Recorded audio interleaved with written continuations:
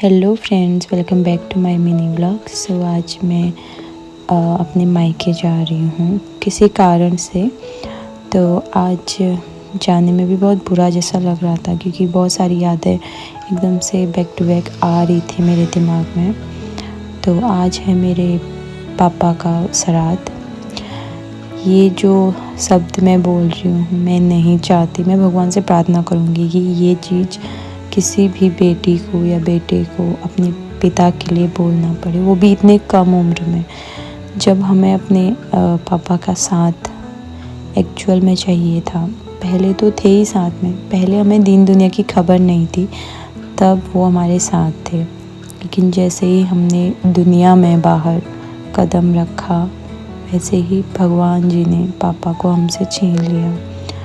तो यहाँ पर तब ये जो मोमेंट था मेरे लिए इतना बुरा और इतना बुरा था कि शायद मैं अपने शब्दों में एक्सप्लेन नहीं कर पाऊँ किसी को। और ये मेरी दीदी, मेरा भाई, मेरे परिवार वाले, मेरे घर वाले जो भी हैं वो जानते हैं कि ये दर्द, ये दुख हमें अभी तक इतना खलता है, बहुत ही ज़्यादा। जिनके सर पर पिता का साया होता है, हाथ होता है, मैं मानती हूँ कि वो इस दुनिया में सबसे ज़्यादा लकी होते हैं। और वो हम भाई बहन कोई भी नहीं है।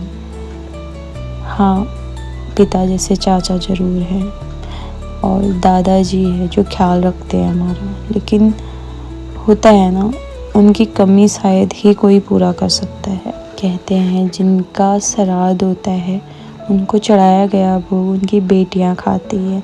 और इतना मतलब ऐसा होता है, वो चीज़ मतलब निगला नहीं जाता है, खाना देखना तो दूर निगला नहीं जाता है।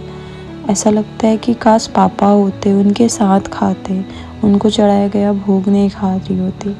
दुनिया में आना जाना हमारे हाथों में नहीं है, बस हम खुशियाँ आने पर और दुख जाने पर जता सकते हैं, इतना हम कर सकते हैं। बाकी चलिए आज का दिन शुरू करते हैं। यहाँ पर अभी असोज का महीना चल रहा है जो कि इतना ज़्यादा काम वाला होता है। घर में सारे लोग खेतों में गए होते हैं, मतलब बहुत ज़्यादा काम होता है मेरे मायके में। धान होते हैं और घास भी काटना होता है। आजकल यहाँ लोगों को पानी पीने तक की फुर्सत नहीं होती है।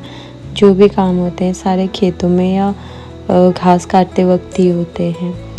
तो यहाँ पर मैं भी थोड़ा बहुत मम्मी लोगों की हेल्प करने लग गई थी। पहले मौसम थोड़ा अच्छा हुआ था तो मम्मी लोगों ने धान सुखाने डाले हुए थे। और उसके बाद जैसे बादल गरजने लग गए, बादल बहुत जल्दी से बरसने लग जाते हैं यहाँ, क्योंकि और इस टाइम पे तो इतना डरा देते हैं कि लोगों में भगदड़ मच जाती है कि धान समेटो या नीचे खेतों का समेटो। तो वैसे में बहुत परेशान हो जाते हैं घर वाले। और यहाँ पे मम्मी लोग आराम से खेतों में थे, मैंने उनसे कह दिया था कि घर का मैं कर लूँगी। तो यहाँ पर मैंने फटाफट से धान उठा लिए थे। धान बहुत सारे खेतों में एक साथ हम लोग जिस दिन धूप होती है उस दिन सुखा लेते हैं। बारिश का क्या है, कभी भी बरस जाती है, वो थोड़ी ना देखती है कि काम हो रहा है या नहीं हो रहा है। लोग बस उसे दोष देते रहते हैं कि काश रुक जाए, क्यों आ रहा है, क्यों परेशान कर रहा है, बट वो तो अपना रूटीन पे ही रहता है। और यहाँ पे मेरे बूबू भी आ गए मेरी हेल्प करने।